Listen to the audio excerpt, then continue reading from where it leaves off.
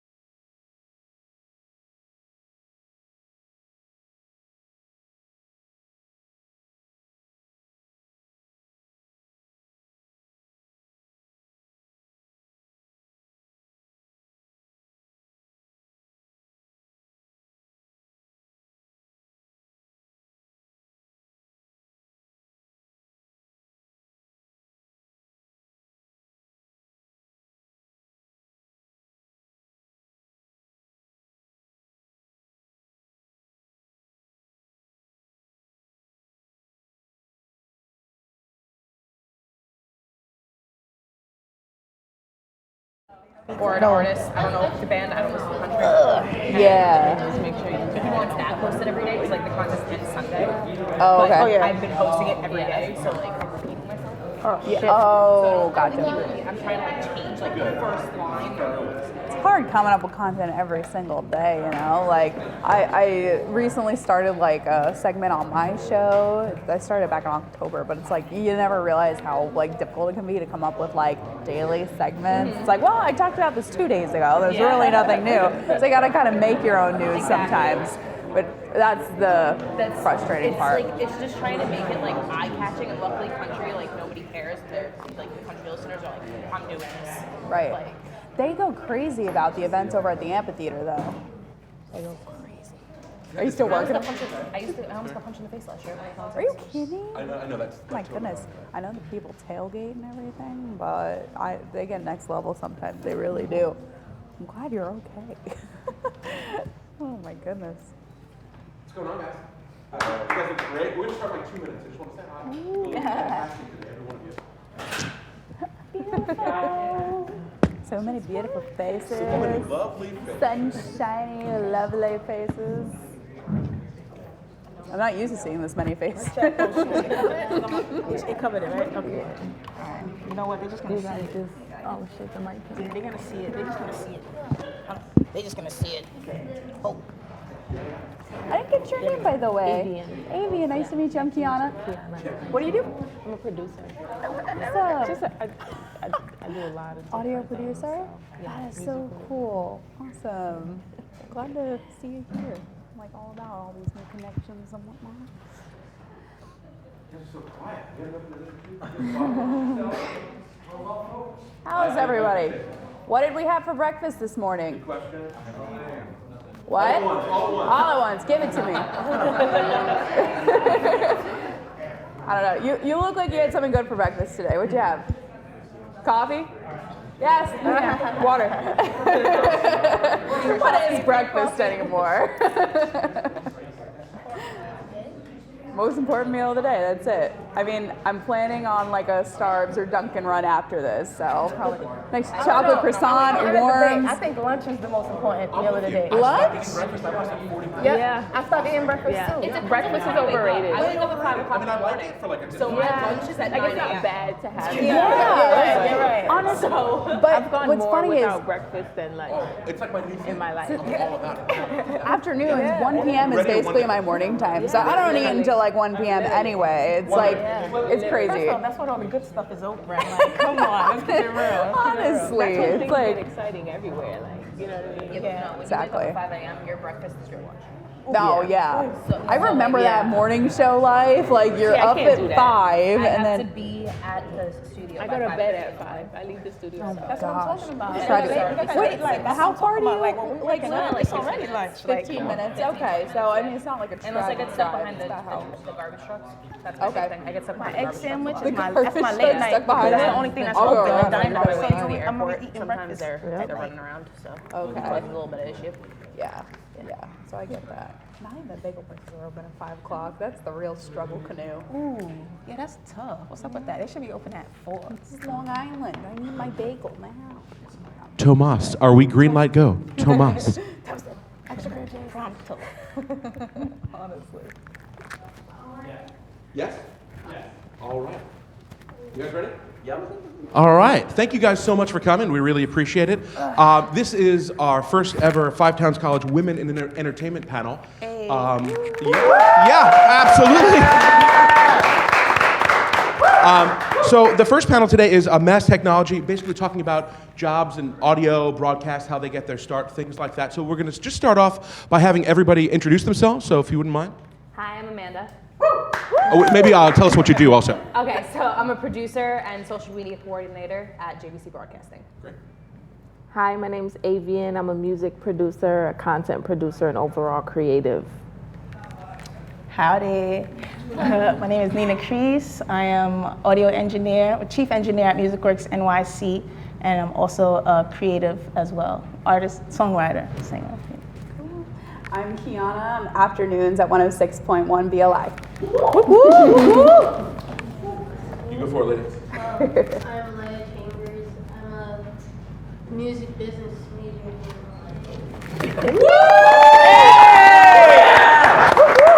I'm Ryan Scamenti from Career Services, and this is not about me. So Leia really set this whole thing up. So you're gonna kick it off, lady. Yeah. So this is your day. You take it. Okay. My mic's not on. Oh, it is on. Okay. Oh, that's fine. Okay. Hi, guys. Hello. So I would like to know, how did you guys get into each of you guys' field? Right. Well, I mean, it's really a long story, and it's crazy because it started out on a panel just like this one. I went to my school, and I was going for TV and radio at the time, and there was a whole table filled with radio richness professionals. They were incredible. It was such an enlightening time for me because I really started to think, my whole life I was like, okay, maybe TV is for me, but the more I started to go to school, the more I became interested in an audio kind of career. From there, I think that I started to explore that more, and from listening to all of these professionals who I already knew, did these incredible things. I soaked it all in. At the end, I actually went up to one of the people on that panel. I said, I really love that you came down today. Thank you so much. I really enjoyed it. And they basically invited me to their station, and that's how I got my first internship. From there, it was really just like building up to that point. So I started internship. Then I got a part-time on-air job over at JVC in Ronkonkoma, and from there I went on to do great things at BLI as well. It's been a really awesome experience, and a lot of it has just been like kind of working my way up. I might be getting ahead of myself here, but I mean, I guess that's kind of how I got my start in it. I did my 2 years, I got my degree in TV and radio, And from there, I really just worked at my craft and did as much professional experience as I could to get to here. Nina? I guess I started out making beats on my PlayStation. So, and then I was always active in school. I used the music generator. That was, beat making software, so I used that. That was us. That was a little. Yeah, I saw that, right? I was ready. It's one of the beats she's been working on. That's right. So, I started making music on there, and then I took it to school, and everybody knew I was into the arts. I was always in the after-school programs. And then one day when I was in high school, a friend of mine was like, "Hey Nina, like I got this internship at a studio. You want to come with me after school?" I was like, "Yeah." And then I was like, "You sure they won't mind though?" He's like, No, I've been there a few days, but the guy said I could bring any of my friends if I want to, and I know you're into music, and I think you're really cool. You want to come over?" I was like, "Sure." So I went over there, and since I was already working on the PlayStation, and I had a little 4-track that my chorus director gave me, because I was always the first one in class. For choirs, for school choir. I was the first one there, and by me being there by default one day, he was like, "Hey Nina, did you happen to want this? I just bought this new blah blah blah, and I don't need this anymore. Do you want it?" And then from there, I was like, "Yes, I do want it." So I took that home, and the beats I was making on my PlayStation, I brought it into the recorder, and then I was like, "Wait a minute! Now I have control over the beat and my vocal, as opposed to I had a karaoke machine, like come on, as opposed to everything like all smushed in one and then just layering it on top." And then when my friend took me to the studio, I was like, "Wait a minute, you mean to tell me I could have unlimited number of voices?" I was amazed, and then I think from then I fell in love, and then I knew I wanted to be that person behind the board. So I got the internship as well, and I guess because I was doing all this work at home, all of it was just it just clicked. I understood it. You had to tell me once, and I got it. The grid was so easy for me and the slip, come on. And then long story short, I ended up getting the gig over him. And then I stayed there a few years, and I've worked with a lot of underground artists who has blown up apparently, from what I've been told, under another name. Y'all know how that goes. Then I went to MusicWorks, and I started my new journey, actually helping artists create in their music, as opposed to just recording. People were asking more for my input as well, so that became a part of the workflow. Yeah. Hi. So as far as me, there have been a lot of things that I've been a part of or have been introduced to that have helped me along my journey. I come from a family of musicians, and I didn't really tap into that until my later teens. I've always seen my dad. Well, my dad actually had a band in the Dominican Republic with his brothers and sisters. Interestingly enough, I recently found their audio on YouTube, and that kind of geeked me out. But they had this band when I was younger, about 6 or 7, and I can visually remember just hearing them, do music and record. But I went to school for forensic science. I went to college for forensic science, which is so far from what I'm doing now. And I think I used to watch too much CSI in high school, I have to admit. But I was always a creative before anything, and I realized I was more hands-on and creative in that sense, in fashion and in music. So, one day it just hit me, and I told a friend, I think I want to do music production. I think I want to learn how to really develop a song, because I would always break down the music. I was never interested in being a singer or a rapper. I wanted to, be more technical, and I knew that. So I started making beats on my phone. I don't know if any of you are producers, but I use FL Studio, Fruity Loops, and I actually downloaded a mobile version for free. And it was so, looked like a video game. Like you can imagine the old iPhones.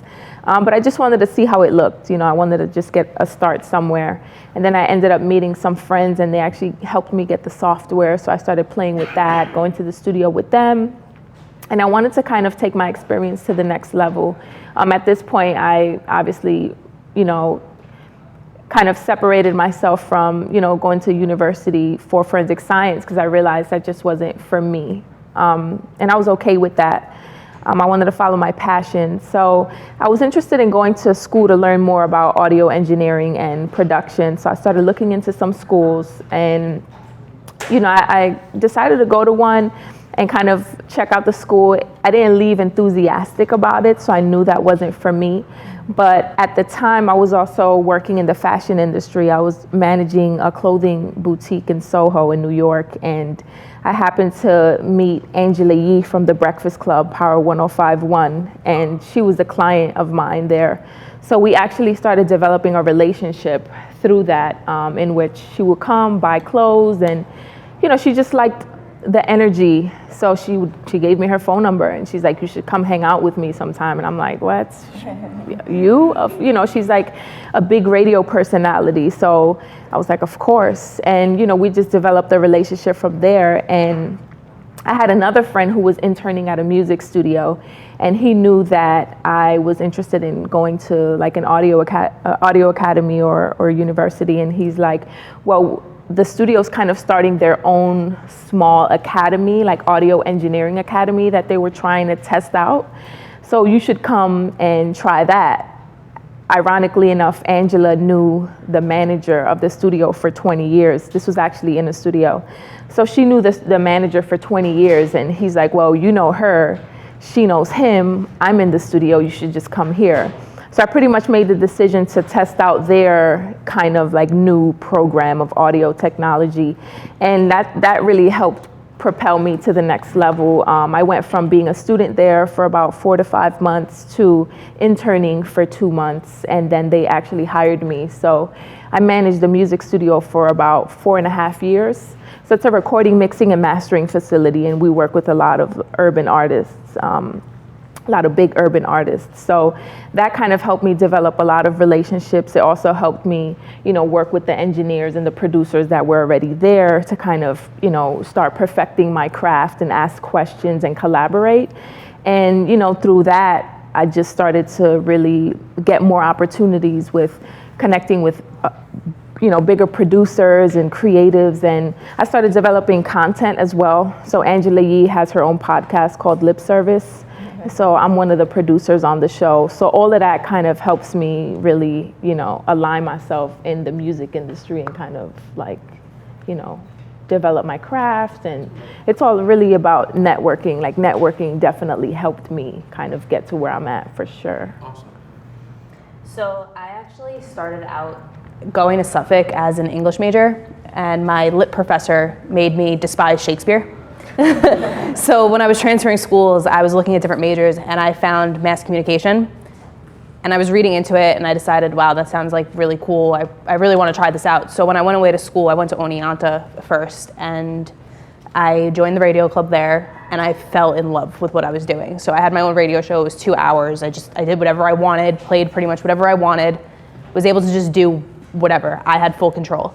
When I left Oneonta, I actually came here. So I'm a graduate from here, fall 17.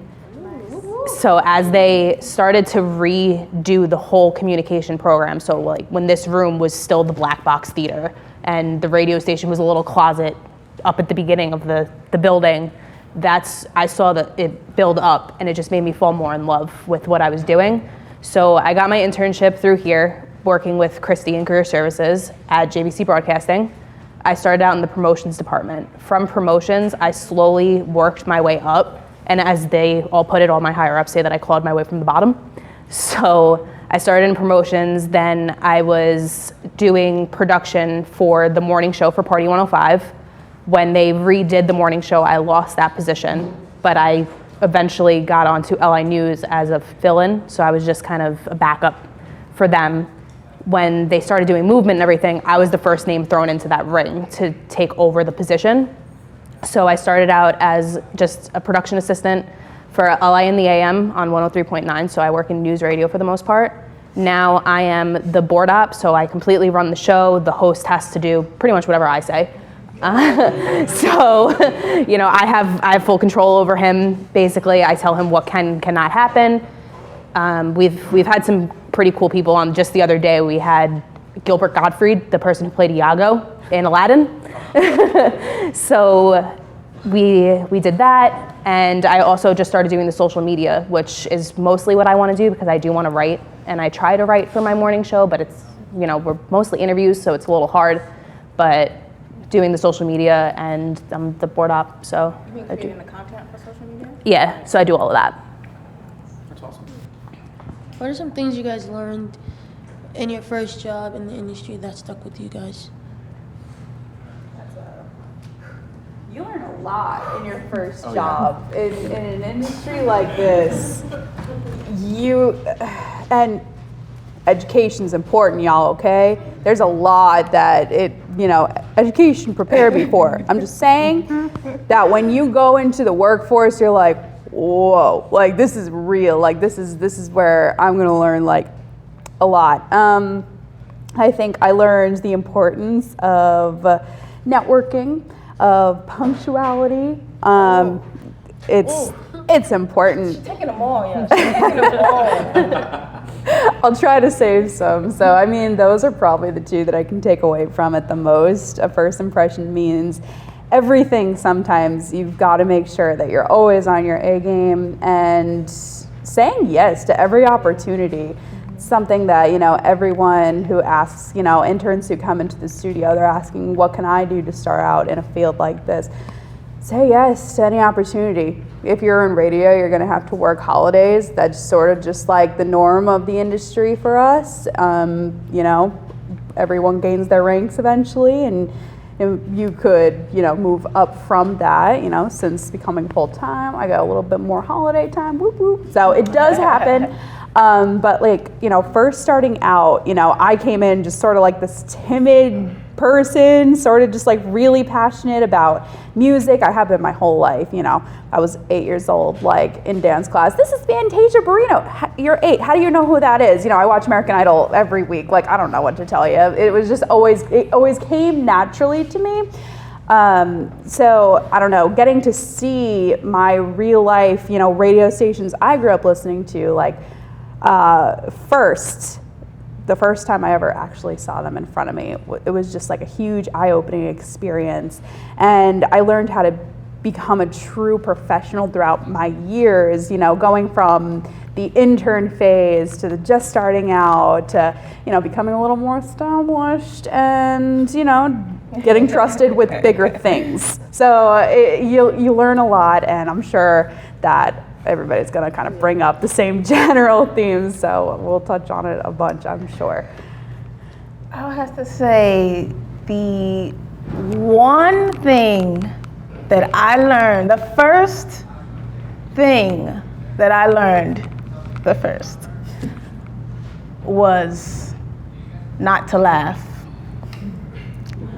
and to totally control myself. I had to totally learn how to really control myself, because I had to understand that I'm like, you know, somebody is pouring their heart out to me when they're in there, you know, and no matter what it sounds like, you know, I had to totally take away opinion. I had to totally just, I have no opinion. I have no opinion at this point. Like, I totally closed a certain part of me down in a way, you know, because I think before I was sitting in that seat, if I heard an off note or so, I would have been like, or I heard something silly, like I really would have laughed. And I meet all types of people, like all types of people walk through that door. Like a name of a song was just straight XO. And the whole time, the whole song, it's like this. And there's a beat going too, but the whole time it's like you get the craziest things, and the one thing that I've learned is impulse control. You know, so I learned how to focus on what I'm doing, really focus on and the overall goal. You know, when someone comes to me, I ask them, so what is the plan for today? You know, and I ask them that it's a way to unfold. Okay, you're outside. The outside world is outside. Now we're here. What's the goal for today, right? And that's when they'll tell you. You realize if it's gonna be a fun mood or if, yo man, my sister just passed away. I wanna. And then that's, you know, and you have to understand. You have to just learn how to read everything. So that's what I really learned. I mean, the girls hit a lot of the points. For me, one of the biggest ones is be available. Being available to opportunities, you know, be available to build relationships, to gain knowledge, be open to that, and also learn how to be a fly on the wall. Kind of like what you said, sometimes you just gotta, you know, sit back. It's not about you, it's about the other person, you know. Managing a music studio, we tell all the interns that because, you know, we get a lot of high profile clients and you have to be professional and you have to like be a fly on the wall because it's not necessarily about you. So sometimes in those moments your opinion really doesn't matter. You know, people don't want to hear it, you know, so it's really just kind of being quiet, understanding where you're at, who you're around, and just soaking up knowledge, you know, and being available to opportunities that present themselves. That's kind of what really helped me propel to the next level, is not so much worrying about what someone can do for me, but what can I do for them? You know, if you're dealing with someone that's in a higher position of power than you kind of have to show them your value, you know, because there's so many people that they can work with. Why should they work with you? So it's a matter of being available and, you know, being open to lending a helping hand and learning how to be a fly on the wall and just soak in knowledge. One of the biggest things the company I work for specifically taught me was don't be a fangirl. So we do a lot of concerts over the summer, and we have a lot of really big, it's mostly country artists. So I don't specifically listen to country, but a lot of people on Long Island do. It's a really, really big thing, and our shows sell out all the time. So you'll see some of the interns, they get all excited over these artists, and we have to sit down and explain to them and be like, listen, you can't sit there and freak out when you see an artist you really like, because then our people aren't going to want to work with you, or these artists specifically in the future aren't going to want to work with you. They're not going to ask for you. So we have certain people that artists who come back yearly will ask for. So when we drive them, so if they want to go get something and they need, you know, someone to drive them, we do it. It's me, it's somebody else in that department, and they ask for certain people, like, oh, that girl drove us last year, can we have her again? They're not going to ask for you again if you're sitting there like, oh my God, I love your song. They don't want you. They want the person that's going to treat them like a normal, average person, because that's what they are. So I actually want to jump in for a second. I mean, I'm an audio person. I've also worked in broadcast for a while. You know, it is and we talked about this loosely when you first walked in, it is a male-dominated industry like times 100. So how did you guys deal with that, and how do you still deal with that? I mean, that's a daunting thing. That's a lot. That's heavy. Yeah. You know, and there are levels to why that's Yeah. heavy. So if you could, and you don't have to go in order, you can ping pong around. That's totally cool. Just let us know kind of how you got to deal with that. I feel like you got something to say. So. I think it's just, for me, I've always known how to keep my composure, and I've always known that it's a male-dominated industry, and I've always known what can come with that. So I've kind of always had tough skin. Sure. And I think, you know, being in certain industries like the music industry, you have to know what you're getting yourself into and what are the possibilities, you know, that will come with that. So I think for me, it's just a matter of having tough skin, but also always showing my value.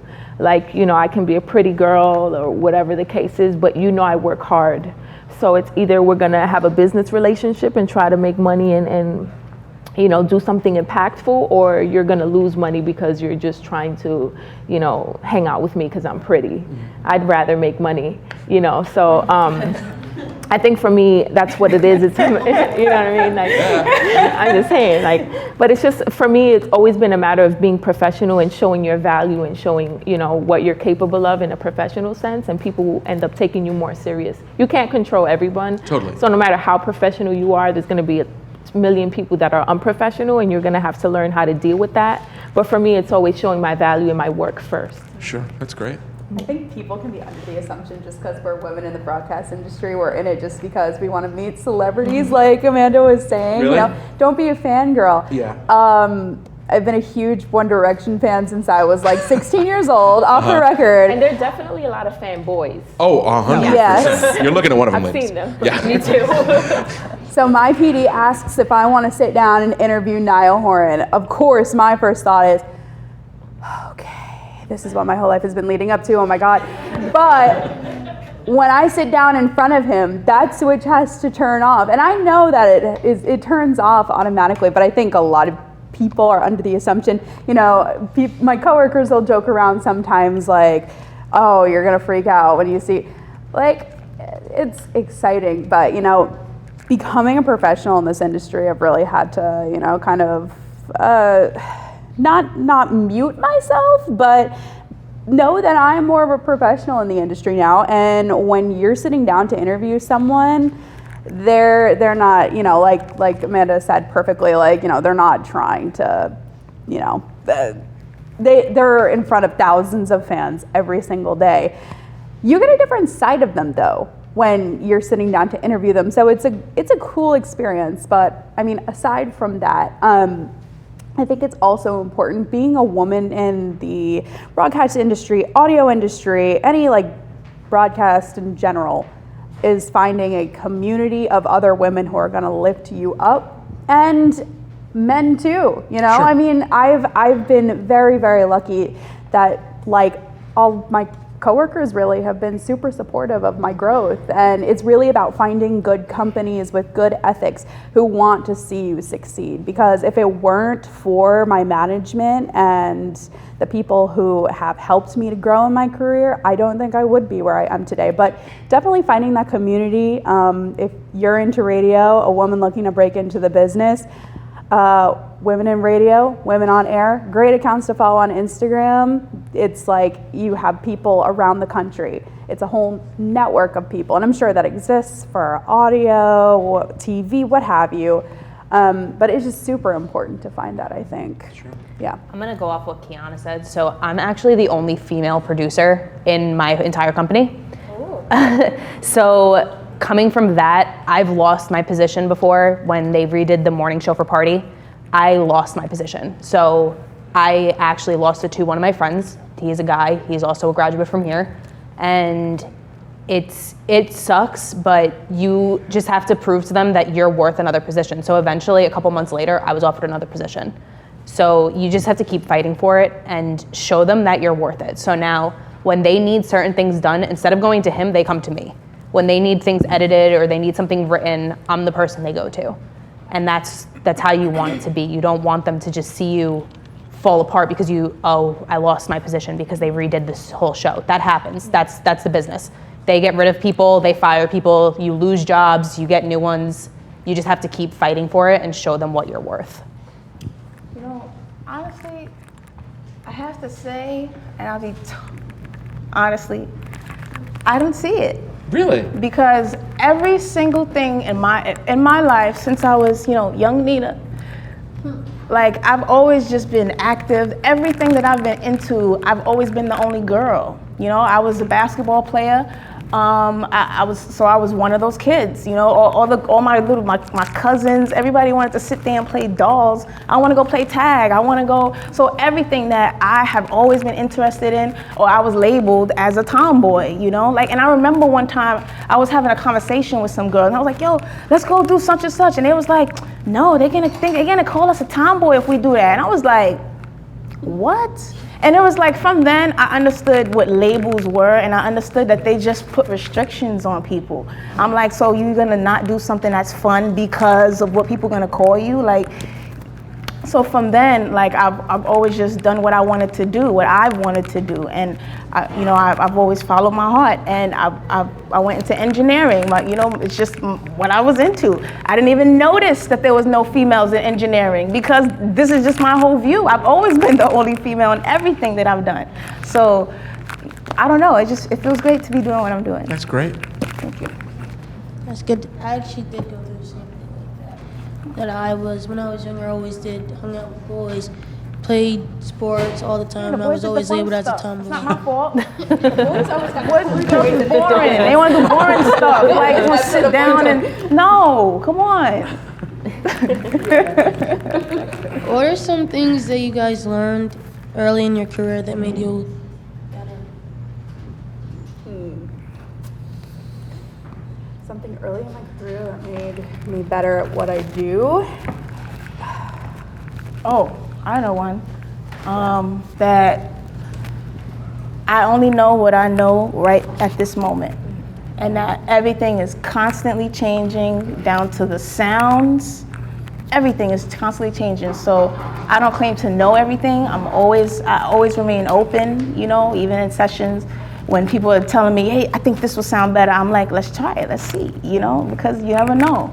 So I think that's one thing that I've learned. Yeah, that's another thing. Never stop learning. We're in an industry that's ever growing more than ever now, you know, with the launching of podcasts and streaming and everything like that. Like there's always something to be learning. Because with to the stay learning on comes game. new careers. Our girls doing social media now. Yeah. It's constantly changing, and don't be afraid to ask questions. I was terrified to ask questions my first That's internship. another one. And then my second one, when that came around, I was actually starting to really shadow people because this is where I wanted to work because it was a lot closer to home. It's you need to ask because you're never going to learn what you want to do unless you ask all of these questions. Yeah, and I'm gonna bounce off of that because that is a super good point you just brought up. As an intern, I feel like, I mean, especially if you've never gone through an internship before, you're kind of unaware of exactly what your expectation is. Because it's like, okay, they're kind of inviting me to be here, let me make use of my time, but how do I even go about that? You know, do I go up to this really busy looking PD and ask him, hey, I want to learn how programming works? Or like, how do you even go about that? Or her, of course. And it's really all about no question is a bad question. You're there to learn and they're there to help you at the end of the day. That's why there's internship supervisors. That's why they even have an internship program. So when you're there, I mean, of course you want to make your good impression, but they'll understand that you're not a professional yet. It's okay that you don't know exactly what you want to do yet. If you just want to explore the field, if you just want to see what everyone at the radio station or wherever you decide to intern does, then that's what you want to do. But I think Amanda brought up a really great point with that. Yeah, I still ask questions every day. I have to go up to one of the hosts every day sometimes and be like, hey, I don't know what happened on this day in music history, so can you help me out? Because we do, one of the stations is 60s, 70s, and 80s. I wasn't born in that time. I don't know anything about it, so I don't listen to that music. So I have to ask him and say, like, hey, what have you been talking about this morning? What should I post? And he'll give me some random fact and just say, here, find something about this. And I go and I write up my little post and it goes on Facebook at whatever time I schedule it to go up.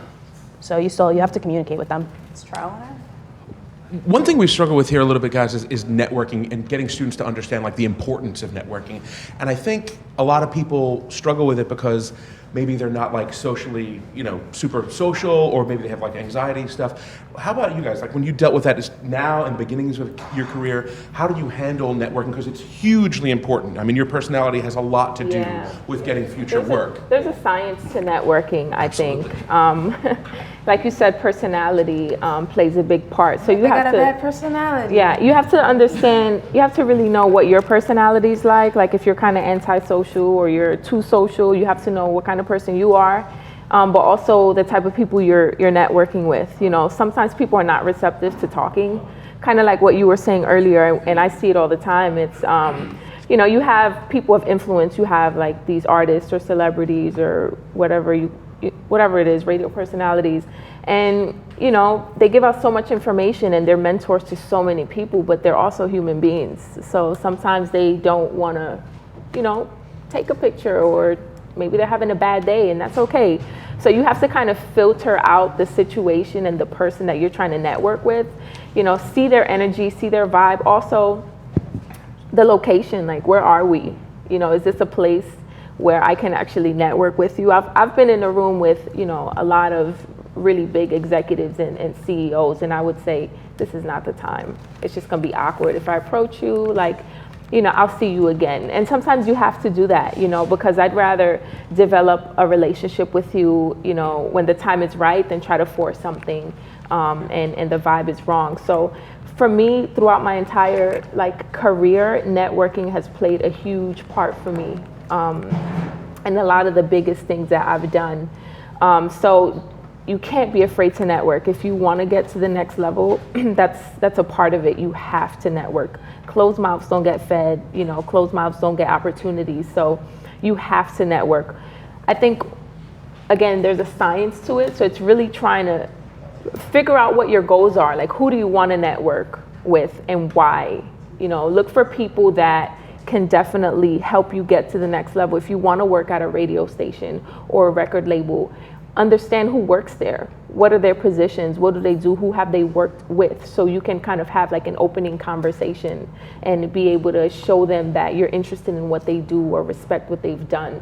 So networking is huge, and there's a science to it. So just always make sure that you know who you're trying to connect with, and ask questions. Don't be afraid to ask questions and learn. And remember to not ask for things, because people get frustrated when you just want your hand out and ask for things. Always try to figure out what can you provide that person that you're trying to network with, and that'll go a long way. That's great advice. Yeah. Speaking on, someone who doesn't feel like they socially are naturally to that. Sure. I was in that position like 4 years ago. Like at the end of the panel that I went to, I had knots in my stomach trying to go up to this guy who I knew was so esteemed in radio, and I'm like, but I think the best advice I have for someone struggling with getting through that is just rip off the Band-Aid. It's so much better than you make it out to be in your head, that it just becomes second nature to you at a point, and you'll wonder why, you even were so psyched out about it. So definitely, breaking off what you said, it's really true though.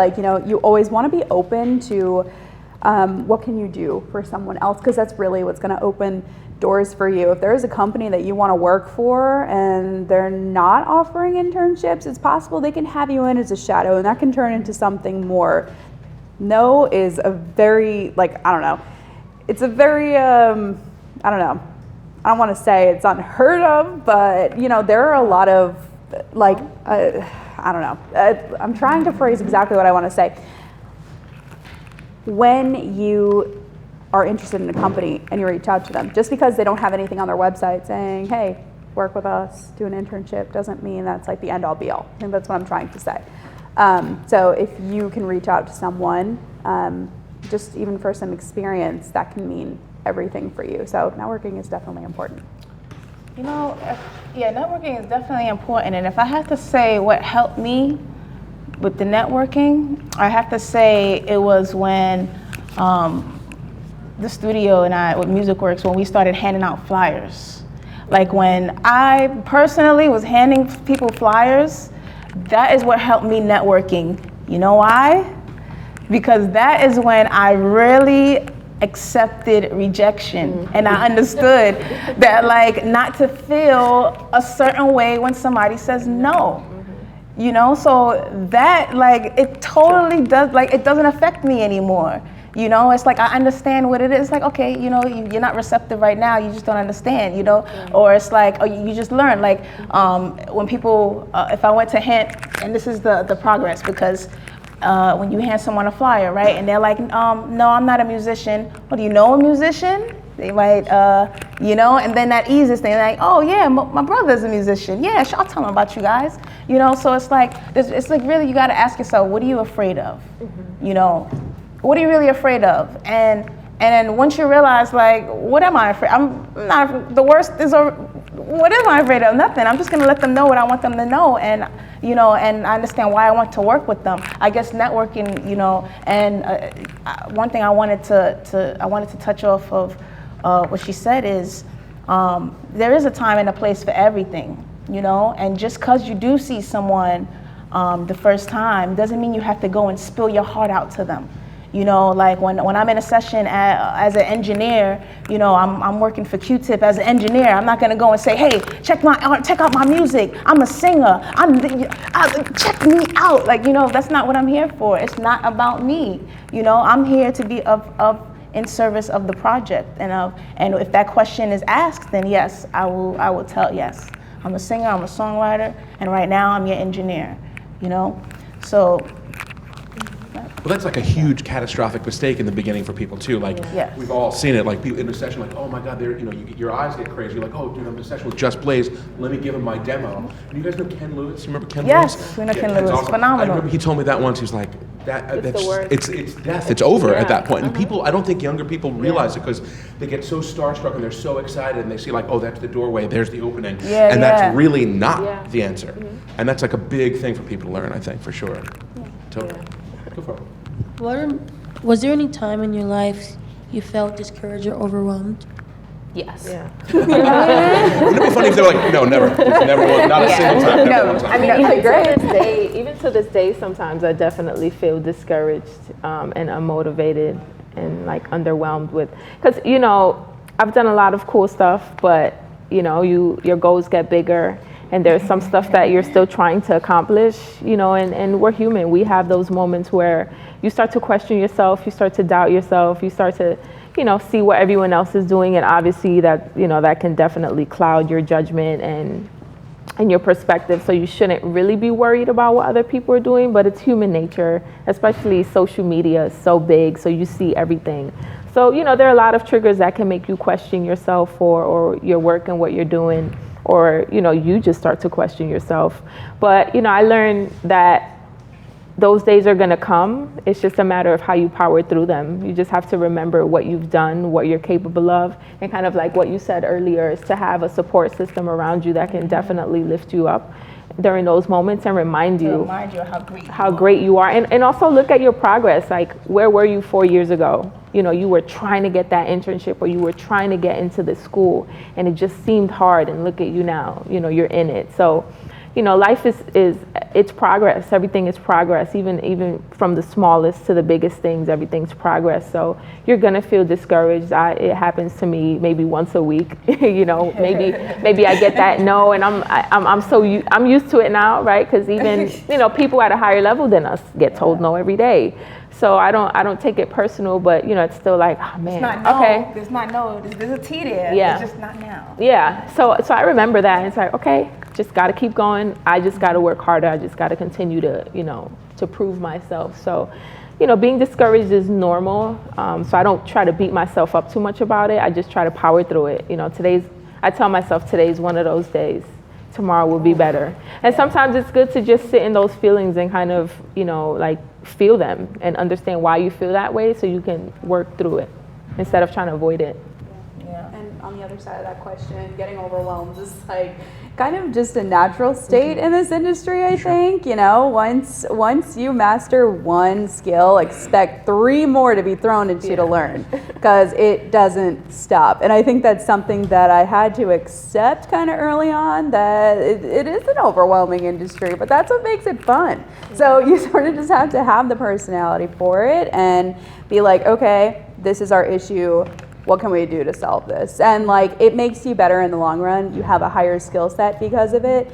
But yeah, discouraging moments do happen, like. The best thing, I think I've only just recently learned to actually start like tracking my progress. And that's because of such, the great people that I've had around me, like, there's times I'm like, and they're like, Nina, look what you've done. You're on Amazon right now. You're this, you're that. Like, it's, calm down. Like, and then on those days, those are when you're feeling discouraged, because you see where you want to go, and and I guess you have to have goals set for yourself, and that's why, because we set goals and we know what we're reaching towards, and yeah, that's it.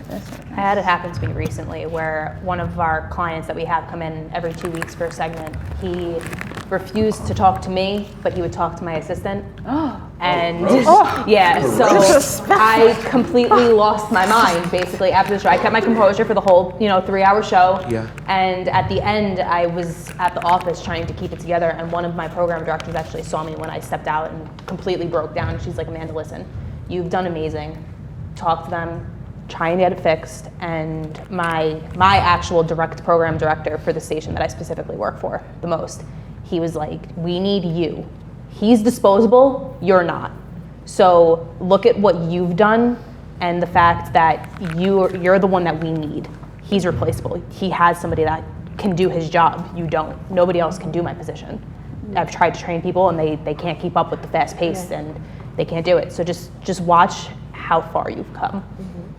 And time, understanding time, that things take time. So sometimes we get discouraged because things aren't happening fast enough, or you know, maybe people don't want to work with us, you know, when we want them to, but things do take time. And it's so cliche, it's super cliche, and you know, even me, people that I know that are more successful than me, and I have these conversations and they're like, just keep going, things take time. And I'm like, easy for you to say. You know what I mean? Like, cool, Yeah, sure. easy for you to say, but it's true. I realize it throughout my progress and just the seeds that I've planted, you know, within the last couple months or year. I see them coming into fruition and I'm like, wow. Yeah. That didn't and sometimes things happen when they need to happen for a reason. Like maybe that happened today and not 7 months ago when I wanted it to, because now it makes more sense. Yeah. You know, so just understanding that things take time and you know, even if you get discouraged, just remember that things take time. Things really don't happen overnight, and you need to continue learning and just power through. I think with like social media and stuff, things are so like instant, like there's like this instant gratification to that. So people forget that all the time. But it's a long game, you're right. Yeah, and also I realized that social media is not reality. Yeah. You know, I mean, let me not say that, because I've looked at people crazy when they say that. Because social media is reality. At least for me, if I'm posting something on social media, I'm posting my real life. I'm posting like what I'm actually doing. It's not fake. But in the sense of, people don't always post their failures. And you have to remember that. There are people that are vulnerable enough to have those conversations, and I think there's nothing wrong with that. But there are people that don't show their failures or don't show those bad days or when they get discouraged. So just remember that when you see that. You know, don't think that you see social media, everybody's living a grand life. They probably were crying before they posted that picture, or you know, they probably, they probably got denied like the biggest deal of their lives, but you know, they're on a beach right now. So just remember that social media just shows sometimes one landscape. Filters fix everything. Filters fix everything. We're gonna Also taking a day off fixes everything too. Totally. Like you don't have to go. I personally do not go on social media every day. Like we have a social media intern now, and they are taking care of that. And on my personal, if I feel like posting it, I'm gonna post it. But I totally disconnect from that for a certain reason, because I understand that it's not reality and that there's a lot going on behind it, and we are the work that's going on behind and it. you have to learn with social media. So I'm also a co-host on a podcast called Blap Chat. It's a music producer podcast with Illmind, the producer. I don't know if you guys are into that, but we talk about a lot of these things all the time, and even social media, where use social media to your advantage. You know, it's cool to post the fun stuff you do in family, whatever you're interested in, but don't use it to get you discouraged or beat you down. Use it to your advantage. If you feel like you're on it too much or you're seeing things that are too negative, start unfollowing people. Start muting words that kind of don't resonate with what you're trying to do. You know, if it's too stressful, just stay off of it for a couple hours. Get back on later. You know, just don't let it be your life, because it can definitely cloud your judgment. Oh yeah. It gets a little sticky when it's a part of your job, though. Absolutely. But I've learned that. Because there'll be times where I used to see myself scrolling for hours. Yes, you and find I'm yourself like, scrolling, yes. I'm like, what have I done today? But like scroll on Instagram. Totally. You know, that's so unproductive. So, you know, you but you know what? Now I found work in it. You know why? Because network. Right. Network.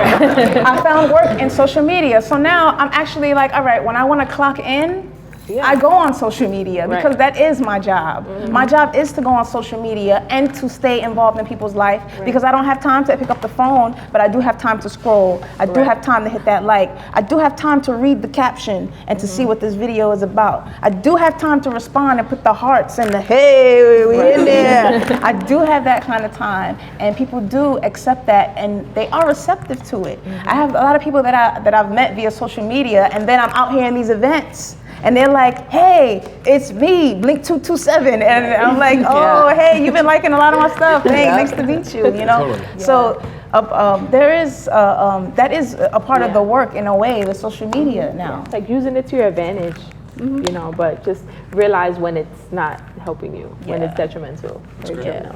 So we got one more question from us, and then we're going to take some questions from people in the audience. What advice would you give young women who are interested in what you guys are doing? don't give up. Keep fighting for what you want to do. Don't climbing give up the on it. steps. Get ready to work hard. Yeah. It's worth it though. Be vocal, but be respectful. That's I right. think as women, our voices are sometimes diminished, or we diminish our own voices because of fear.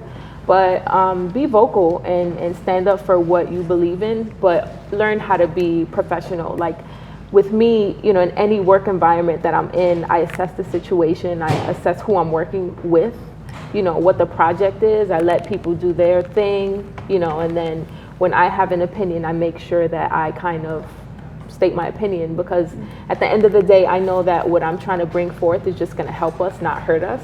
And I think that that's valuable, so why not speak up? But it's just a matter of how you say stuff, As women, we're always labeled like emotional and stuff like that. So, you got to kind of take that into account and just kind of come off professional and respectful and assertive, so that way people can definitely see that you have something to bring to the table and your voice matters. Own your ideas. Don't let someone else take the credit. Just make sure that, your ideas are known and, your opinions are valued by many, many people. Always keep that in mind, That's too. true, but you shouldn't be around people that steal your ideas.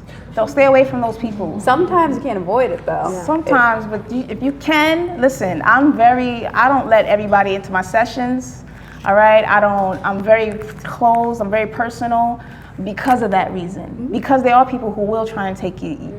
There are people who aren't like us, and I have realized that from getting all the no's, so, and if there's one piece of advice I would have to give everybody, the women especially, I think you should set a nice set of rules for yourself, and that's what you stick by. Like have these, and we probably just do this naturally. That's what you're talking about. Set. People know who they could do what to, at the end of the day. And it's important that you present yourself in a certain way. You have to ask yourself, how do I want this person in front of me to see me? And that is how you conduct yourself. That's how you present yourself. And that's the biggest piece of advice I'll have to give. And stepping outside your comfort zone, and not being afraid to do new things, kind of what we were saying earlier in regards to, specifically the music industry. I don't know about the radio industry, but it might be the same of like it being a male-dominated industry. No, it is. It so is. Yeah, and just not being afraid of that. Like not saying like, I don't want to be an engineer because it's not women. Like, you know how to use a computer. You can turn on a computer. That's technical. Why can't you use Pro Tools? Why can't you make a beat? Why can't you record? It's it's not like It's not something really that science. you learn. It's science, but it's not something that it's far-fetched for a female or male to learn. Just like being a hairdresser. Who said men can't do hair? Who said it's just for women? So not kind of like allowing labels, like you said earlier, to dictate what you do or what you like. As women, we kind of tend to, be more cautious and don't be intimidated. Speak up for what you believe in, and don't be afraid to think outside the box or step outside the box when it comes to your ideas or what you want to do or work with. Great. You guys have any questions? I see one in the back. I see one right here. Who's got a microphone? I don't need a microphone. Oh, Hi, you guys know me. My name's Sam. I'm a mass comm major. I'm a senior. Howdy. Hi, what's up? So my question is, I ask everybody this: what are you looking for on a resume? Because I feel like that's super, super important when you're going into the field. I know it's different if you're audio or you're radio, but just give like some ideas of what you look for on a resume when you're looking for an entry level position. What my company specifically looks for is they want people that are more outgoing, just because you can't be in radio and be shy and not want to try and take opportunities. You need to keep going. So the only reason why I've gotten my positions is because I have gone up to them every day and I said, hey, I want to do this one. And they're just like, oh, well, we need to talk to everybody. Just every day you have to keep saying it. When a position opens, don't be afraid to take it. With the resumes, it's look for what they're looking for and make sure that you know that specific area. So don't put your resume in if they're asking. So say you're an audio person and you're looking for a position working in sessions. I'm not really familiar with the whole area. don't go in to a radio position and say, hey, I just want to be on air, when you're trying to actually work in audio and be in a recording session. If you want to do that and you're applying at a radio job, look for the production positions. So look what a production person would be doing. Oh, are you sending us a cover letter with that? Okay, I was just asking. And That's the first thing we're looking for. Thank you. I look for short resumes. I like 2-page resumes, just it's too long. You know, a lot of us don't. It's great that you have the experience, you know, but just try to narrow it down, because I don't want to look through 3 pages of resumes. More than anything, I'm probably like busy and just scanning it. So short and clean, and also kind of like what you said, I think that's really important, is figuring out what they need. So whatever position you're applying for a company, try to kind of find, you know, things in common, whatever position or responsibilities they would be looking at you for, whatever responsibilities you had at your previous job, try to kind of find points that match. So for instance, you know, working at a music studio, one of the biggest things when it comes to being an intern there is answering the phones. If you get the phones wrong, you could probably lose your job, because, you know, phone calls equals money, really. So if you put on your resume, you know, answer the phones, or, you know, something to that nature that showed you have great phone etiquette, because phone etiquette is huge, and you'd be surprised, you know, like, I'll give you an example, you know, in the studio, people would, let's say, okay, so the studio I work at, we have a lot of A-list clients, like Trey Songz, 50 Cent, like you name it. So we actually had a stalker once try to call for Trey Songz, and like you never want to say, okay, you know, or he's upstairs, or that's a safety issue, right? So, or you can't pass the phone like you're passing it to your mom, right? You can't just say, hey, is Leah there? Oh yeah, hold on, sure, she's right here. No, you know, so like little things like that is like phone etiquette, for instance, it's really important. So making sure you put those points in your resume so that the person that is looking to hire someone says, oh wow, we need someone that's great on the phones. You clearly have phone experience or office experience, you know, so those little things. I think everyone's always looking for something different depending on who's doing the hiring and what the position is, but kind of finding those correlations between your experience and their responsibilities. Totally. You know, why did you say that about the cover letter? I mean, I know the answer, but I want them to know the answer. Well, I say the cover letter because the cover letter, it tells us your personality. It says so much about you. And people have gotten in with us just off the cover level alone, and not even what's on the resume, because of how lovely it's written, because of what they say. You can tell hands, like just by reading that this is he's for us, she's for us. Let's bring them in for an interview, and let's tell them to cut down that 3-page resume into one. Yes, that's what we'll do, because especially if we know we're not really looking for such and such in this field, but we feel like you may be a good fit for us because of all the extras, and then we'll tell you. That's great. From any on-air people in the room, resumes, basically everything they have said. Yeah, cool. I see a couple on-air people. Awesome. Make your reel. Don't put it off. Don't wait to get your professional experience. Make your reel as soon as possible. Keep it like minute 30 max. That's even being pretty generous. People want to hear the best of your material as soon as they listen. PDs are busy and they don't have a lot of time to listen to reels. So that's probably my best advice to go about that, because I'd say, I mean, yeah, definitely resumes are important, but you know, in the on-air realm, reels are important because it gives a good feel for how you're going to sound on their station. Also, if you have a station that you're applying to in particular, one of the things that one of my higher ups had told me stood out to them later on was it's a BLI, so my PD at BLI told me that he was very impressed that I took the time to make it sound like that station. It doesn't, you know, like I sent 2 reels. I sent my highlights from Party 105, actually. I don't think I really touched on, we were coworkers at one point. It was pretty cool. The plot thickens. But yeah, so I took my reel from Party, my highlights, and then I also did a BLI focused reel as well, so they could get a feel for how I would sound on their station, making it a little easier for them to see where I fit in. So that's my advice on Make sure your reel is relevant too, because if it's not relevant, they're they're gonna listen to the first 30 seconds and then they're just gonna say, okay, this can't wait person's to not see what relevant, this and Game they're not of talking Thrones, about what yeah. we want them to talk about. So listen to where you're applying, like Yeah. Kiana said. Yeah, always keep it up to date, as up Yeah. to date as possible. Yeah. Sean, you had a question. Yes, hi, I'm Sean. I'm a mass communications major here. A couple of classes ago, one of my classes, we did an exercise where we did elevator pitches with all the classmates in the class, where we were given like a certain time frame, a minute or a minute and a half, to like, whether on an elevator or not, to like approach an employer and try to vocalize what their strengths are to that employer. Have you guys had any experiences where, whether it was on an elevator or not, to like do like elevator pitches with a potential employer if you ran into them, or to vocalize it in a certain way in a short time period? You know what? I have to say at networking events, yes. Yeah. When I'm at a Exactly. networking event, when I was on Yeah. the goodbye, when I waited until I was in an elevator with somebody. Ha ha.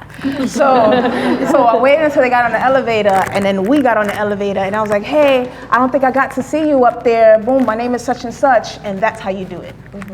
So yes, great training. Teacher, thumbs up for me. Thumbs up. I would agree to that. I wouldn't necessarily say I got like stuck in the elevator with someone.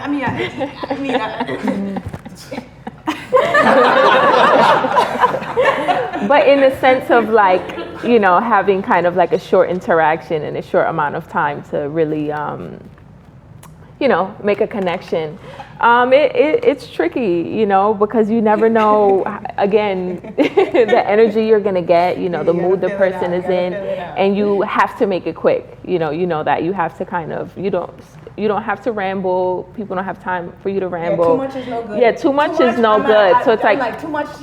yeah, so it's short and sweet. It's a matter of, you know, being polite, being respectful, I guess, acknowledging who they are and what they've done. Like, you know, if you admire the person, just say, you know, I love your work. I saw. And also what we say on Blab Chat too is trying to build a connection or like talking about something that they've done. Like, hey, you know, I noticed that you recently, you know, did an interview with such and such. I thought that point that you made about whatever was amazing, you know, and actually I wanted to kind of get your thoughts on, or I had a couple questions about, you know, or, you know, I had some ideas and I needed some advice.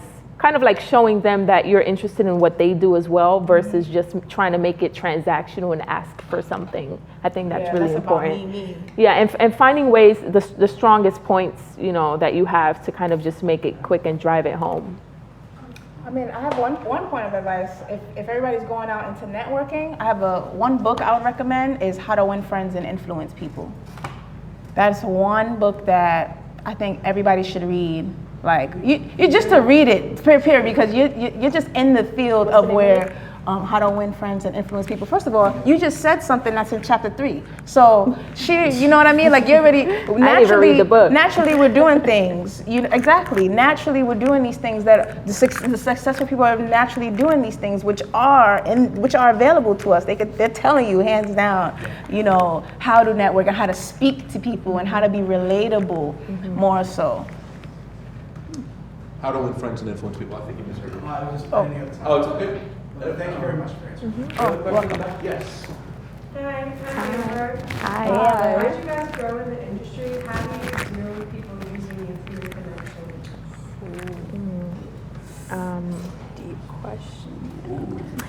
I think for me, you know, I'm a really great judge of character, and that's come with just who I am, but practice. So again, just really filtering out this, like really analyzing the situation. Who is this person? Who are they asking? Like, what connection are they asking for? Is it relevant? And, you know, sometimes people don't want you to give out their number. Like, for instance, the connection they're asking you for, maybe that person doesn't feel comfortable with you giving out their number. So that's also a factor, you know. I don't know, it's interesting. Like, I don't know what, I don't have advice on like what you'd say exactly, but I think it's just a matter of filtering out the situation. Who's asking you? If it's someone that has helped you in the past, you know, and you know you can ask them for one of their connections, you know, that's a part of the process. Well, like generally, one yeah, hand you wanna stay washes within the other. use part, Yeah, you want to stay and You you don't wanna know work be- with people yeah. that can give you their connections, right? Like we can help each other. So if it seems like it's someone that's just constantly needing from you, kind of want to try to separate yourself from that person. Yeah, because then you're just being being used. Yeah. You kind of want your exchanges to kind of be more mutual exchange. You know, that way you kind of you're not being used. You're helping each other, yeah. Yeah, you're supposed to be helping each other, you know, grow.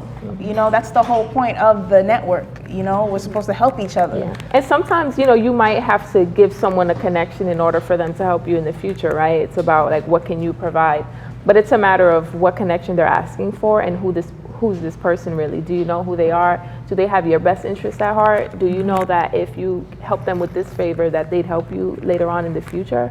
You know, all of that matters. So just really assessing the situation. I've redirected people to our main line. They've asked for things that you're not comfortable specifically giving, just redirect them to the company's number. So I say, you know, call our main office, and they'll either transfer you to their voicemail or they'll take a message specifically and give it to them. And if they want that connection, they'll make it with you. Instead of you being used specifically, they're going through the more proper way. Yeah. Yeah, you can kind of tell by the words people are using when they approach you. You know, if it's more so just about them and they're not trying to help you, and then it's on you whether or not you want to put yourself in that situation. As you go forward, you know, you have a little more esteem held to your name, and you want to make sure that no one's going to come in and damage your reputability, because at the end of the day, the people who you send forward reflect who you are. So, I mean, the way I counteract that is, you know, be nice to everyone, but keep your close-knit circle small. Because, I mean, at the end of the day, you need the people that you can trust and the people who are really there to help you grow, and you help them grow, and that's a great, great thing.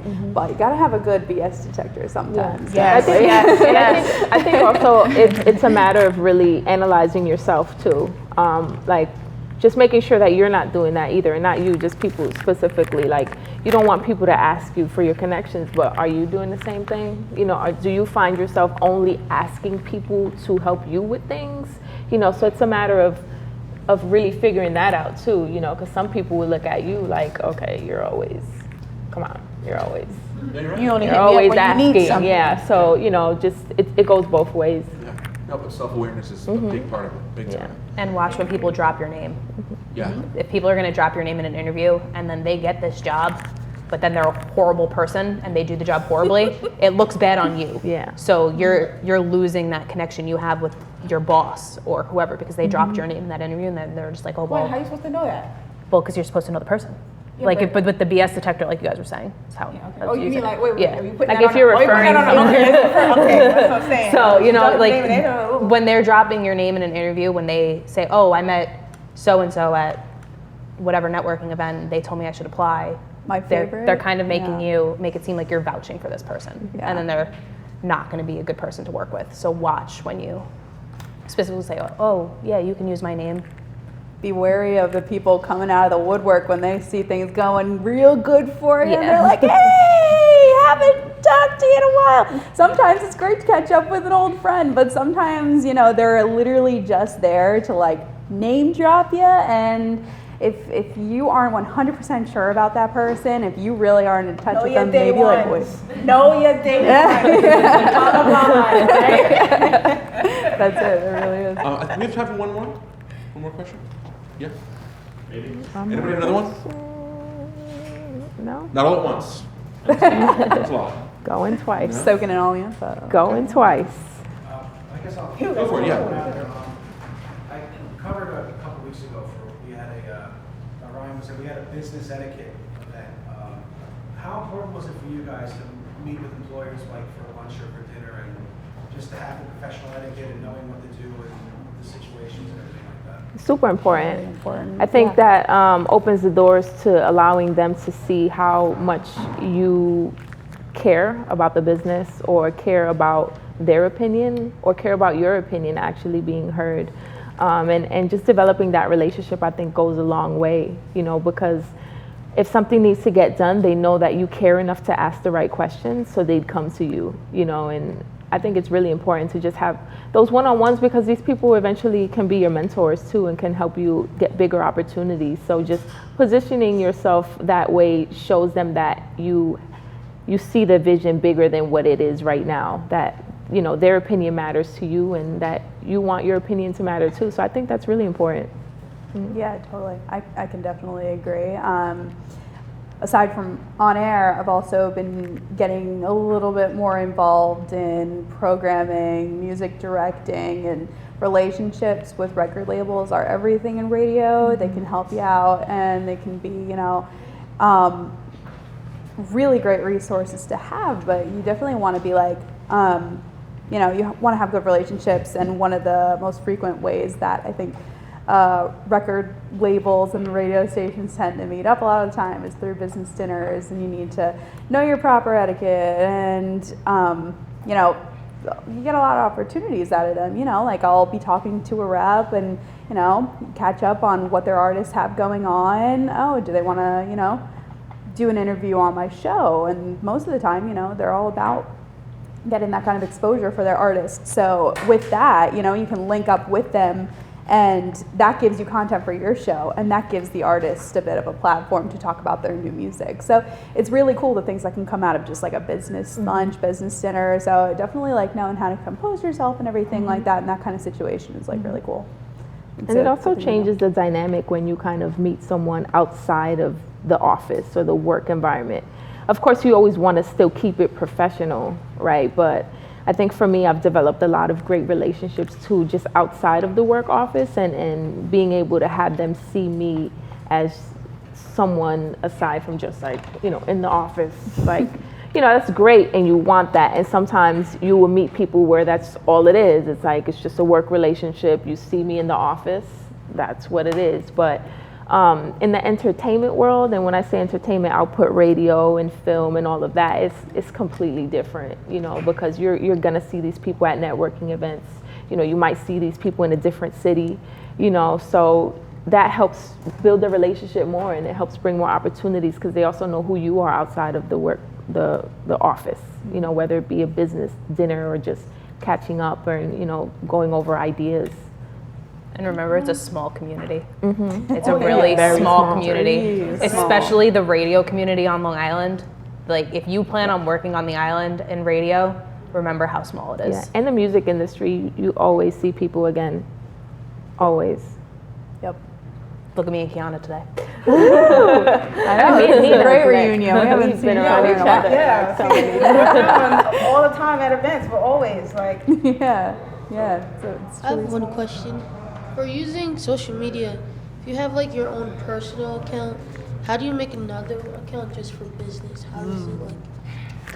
Well, when it comes to on air, I've kind of been in both stereos. I've had a separate on air account.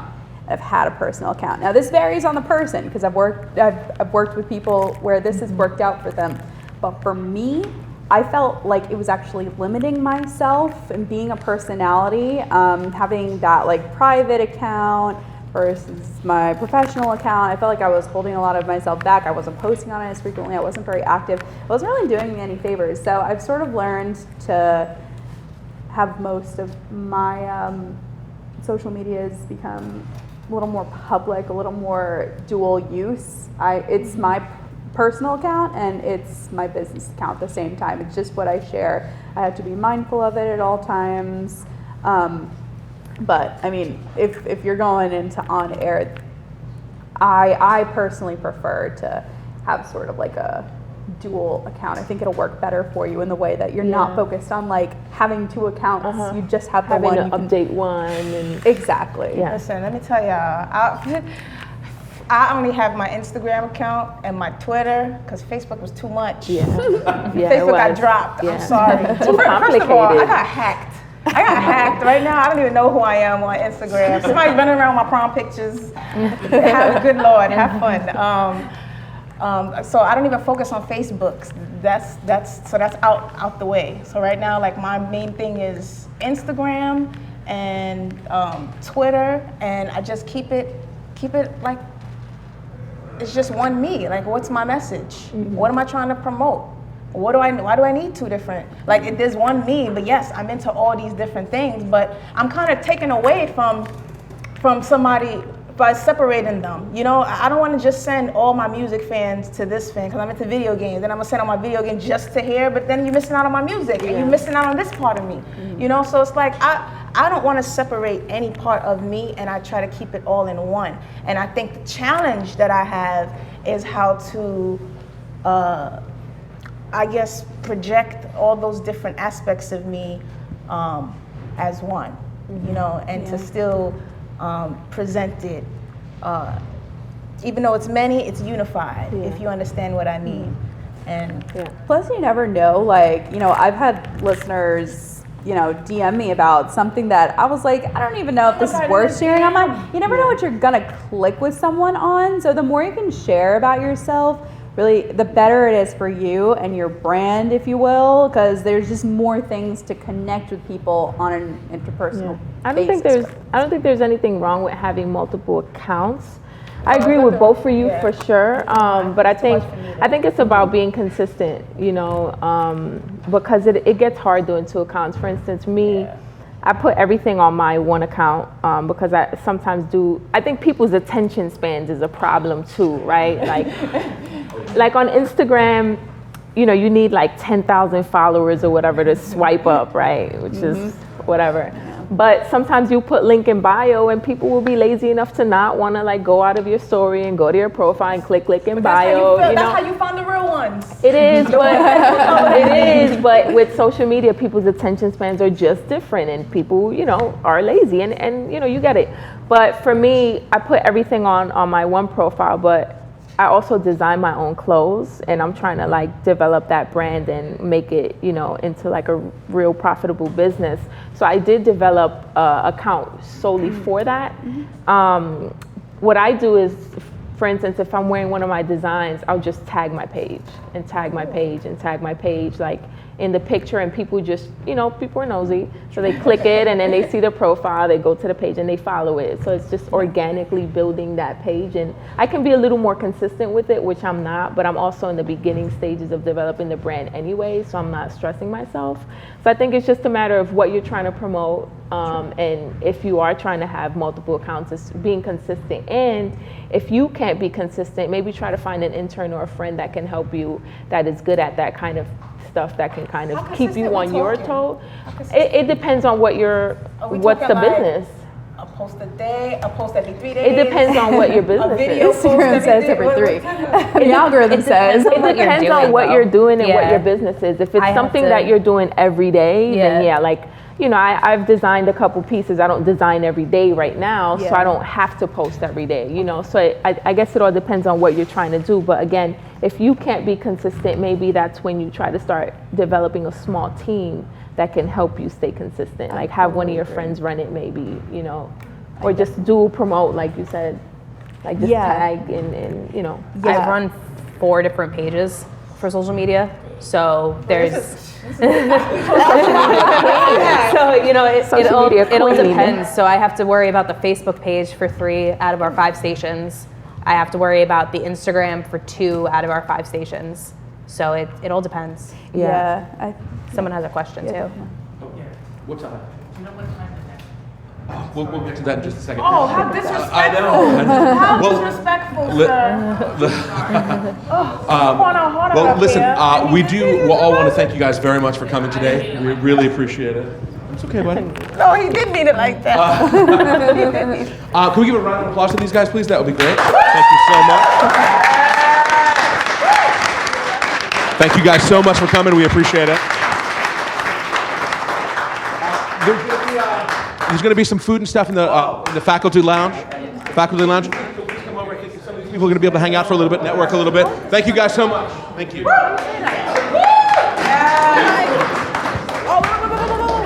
Selfie, guys. Hold on. We ain't going nowhere.